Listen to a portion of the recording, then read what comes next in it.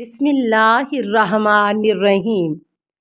السلام علیکہ یا صاحب العصر والزمان۔ زندیق نے کہا کہ خدا کیا ہے؟ امام علیہ السلام نے فرمایا خدا ایسی چیز ہے جو اشیاء کے برخلاف ہے۔ دوسرے لفظوں میں یہ ہے، ایک معنی کو ثابت کرنا ہے اور یہ کہ وہ ایسی شے ہے، شے ہونے کی حقیقت میں سوائے اس کے کہ وہ جسم اور شکل نہیں ہے، وہ دیکھا نہیں جا سکتا، اسے مس نہیں کیا جا سکتا اور وہ حواس پنجگانہ میں سے کسی سے بھی درک نہیں ہوتا۔ خیالات اسے نہیں پا سکتے، گزشتہ زمان اس میں کمی نہیں کرتا اور نہ اسے دیگر گوں کرتا ہے۔ اصول کافی جلد 1 صفحہ 105 حدیث 6۔ خدا کس طرح سے سنتا اور دیکھتا ہے؟ مذکورہ سوال کے بعد زندیق نے پوچھا، آپ کہتے ہیں کہ خدا سنتا اور دیکھتا ہے؟ امام علیہ السلام نے فرمایا ہاں، وہ سنتا اور دیکھتا بھی ہے۔ وہ بغیر عضو کان کے سنتا اور بغیر عضو آنکھ کے دیکھتا ہے، بلکہ بنفس نفیس دیکھتا اور سنتا ہے۔ یہ جو ہم کہتے ہیں وہ سنتا ہے اور بنفس نفیس سنتا ہے، دیکھتا ہے اور بنفس نفیس خود سنتا ہے، اس کا معنی یہ نہیں ہے کہ وہ ایک چیز ہے اور نفس کوئی دوسری چیز ہے، بلکہ میں چاہتا ہوں کہ جو کچھ دل میں ہے اسے لفظ کی صورت میں لاؤں۔ کیونکہ تم نے پوچھا لہٰذا میں چاہتا ہوں کہ تمہیں سوال کرنے والے کو سمجھاؤں، لہٰذا ضروری ہے کہ ایسے الفاظ میں اپنے مطلب کو ادا کروں کہ تم جن سے مانوس ہو۔ حقیقت یہ ہے کہ میں کہتا ہوں کہ وہ اپنی تمام ذات سے سنتا ہے، اور تمام کا معنی یہ نہیں ہے کہ اس کا کوئی باز ہو، بلکہ میں نے چاہا ہے کہ تمہیں سمجھاؤں اور اپنے مقصود کو لفظ کی صورت میں بیان کروں۔ میری گفتگو کی بازگشت یہ ہے کہ وہ سننے والا، دیکھنے والا، دانا اور آگاہ ہے، بغیر اس کے کہ اس کی ذات اور صفت اختلاف کثرت پیدا کرے۔ اصول کافی جلد 1 صفحہ 551۔ سائل نے پوچھا خدا کیا ہے؟ امام علیہ السلام نے فرمایا وہ رب پروردگار ہے، وہ معبود ہے، وہ اللہ ہے۔ یہ جو ہم کہتے ہیں اللہ ہے، اس سے میرا مقصود الف لام ہا را اور با نہیں ہے، بلکہ اس کی برگزشت ایسے معنی اور چیز کی طرف ہے کہ جو تمام چیزوں کا خالق اور انہیں بنانے والا ہے۔ ان حروف کا مصداق وہی معنی ہے کہ جسے اللہ رحمان، رحیم و عزیز اور اس کے دوسرے اسماء کا نام دیا جاتا ہے، اور وہی ہے بزرگ و بلند معبود۔ اصول کافی جلد 1 صفحہ 84۔ کیا اس کے موہوم ہونے کا لازمہ اس کا مخلوق ہونا نہیں ہے؟ سائل نے حضرت امام جعفر صادق علیہ السلام کی خدمت میں عرض کیا، جو چیز موہوم ہے وہ مخلوق بھی ہے۔ حضرت امام جعفر صادق علیہ السلام نے فرمایا جس طرح سے تم کہہ رہے ہو، اگر اس طرح سے ہو تو خدا شناسی ہم سے ساقط ہو جائے گی، کیونکہ ہم صرف اسی کو شناخت کرنے پر مکلف ہیں جو ہمارے ذہن میں گزرتی ہے، بلکہ ہم کہتے ہیں کہ ہر وہ چیز کہ جس کی حقیقت حواس میں آ جائے اور درک ہو اور حواس میں محدود و ممثل ہو جائے وہ مخلوق ہے، اور چونکہ حقیقت خدا حواس پنجگانہ میں نہیں آتی اور ان میں محدود و ممثل نہیں ہوتی، لہذا وہ مخلوق نہیں ہے بلکہ وہ خالق ہے، اور ضروری ہے کہ خالق اشیاء دو ناپسندیدہ جہتوں سے برکنار رہو۔ ایک نفی کی جہت ہے، یعنی خدا کے نہ ہونے اور اس کے انکار کی نفی۔ کتاب میں سے یہ حصہ وہ صدوق کی کتاب التوحید اور مرحوم طبرسی کی کتاب احتجاج سے ہے، اور مرحوم کلینی یا کاتب کے قلم سے یہ چھوٹ گیا تھا اور اس کو یہاں شامل کیا گیا ہے۔ اور دوسری جہت تشبیہ ہے، کیونکہ تشبیہ کسی چیز کی مانند ہونا صفت مخلوق ہے اور اس کے اجزاء باہم آشکارا وابستگی اور ہم آہنگی رکھتے ہیں۔ اس بنا پر اثبات ثنائے اور مصنوع و مخلوق ہونے کی جہت سے اس کا اعتراف کرنے کے سوا کوئی چارہ نہیں ہے، اور اس کا اعتراف کرنے پر ان کی ناچاری کہ وہ مصنوع ہیں اور ان کا ثنائے ان کا غیر ہے اور ان کی مانند نہیں ہے، کیونکہ جو چیز بھی ان کی مانند ہوگی وہ اس کے مشابہ ہوگی۔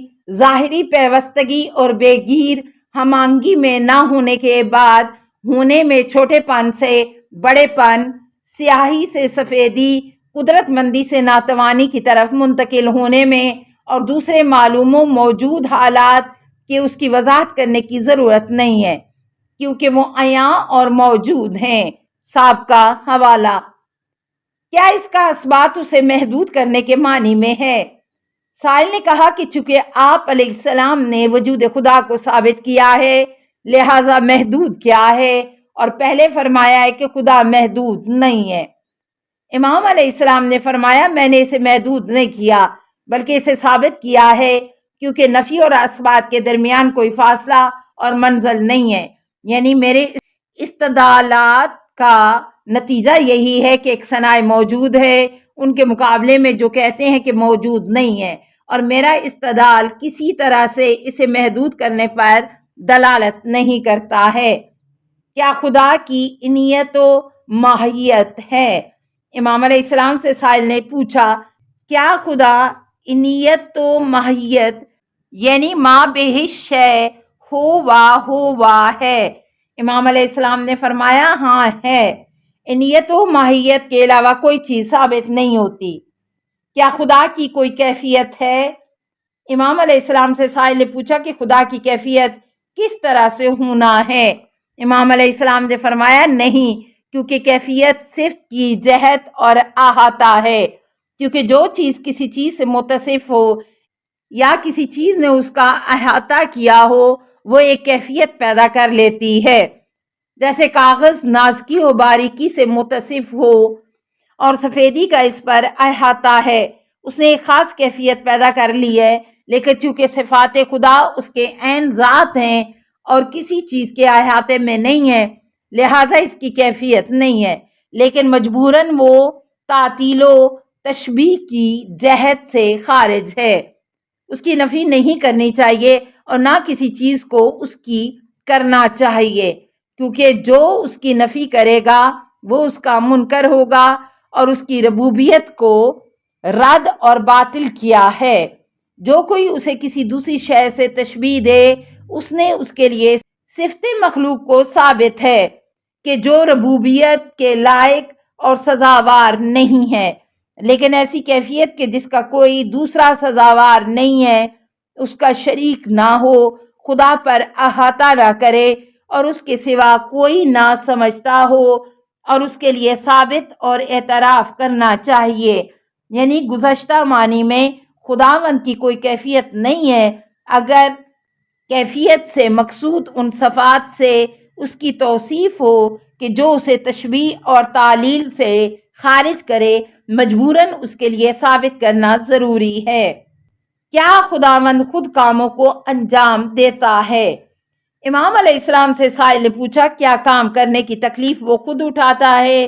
امام جعفر صادق علیہ السلام نے فرمایا وہ اس سے کہیں بالاتر اور برتر ہے کہ کاموں کی زحمت وہ خود اٹھائے، کیونکہ یہ طرز عمل مخلوق کی شان ہے کہ اس کے لیے کاموں کو انجام دینا اپنے ذمے لے اور کسی کام کا اقدام کیے بغیر ممکن نہیں ہے، لیکن خدا کا مقام بلند ہے، صرف اس کا ارادہ اور عزم کارساز اور نافذ ہے، وہ جو چاہتا ہے انجام دیتا ہے۔ اصول کافی جلد 1 صفحہ 554۔ اللہ کس سے مشتق ہے؟ حشام کہتے ہیں میں نے حضرت امام جعفر صادق علیہ السلام سے اسماء خدا ان کے اشتقاق کے بارے میں پوچھا، اللہ کس سے مشتق ہے؟ امام علیہ السلام نے فرمایا الہ ما لا وجہ، یعنی پرستش کرنے والا، اور نام صاحب نام کا غیر ہے۔ جو کوئی نام کے صاحب نام کے بغیر پرستش کرے وہ کافر ہے، اور اس نے کسی کی پرستش نہیں کی۔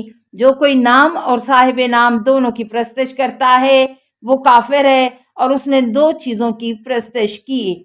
اور جو کوئی صاحب نام کی نام کے بغیر پرستش کرتا ہے یہ توحید پرستی ہے۔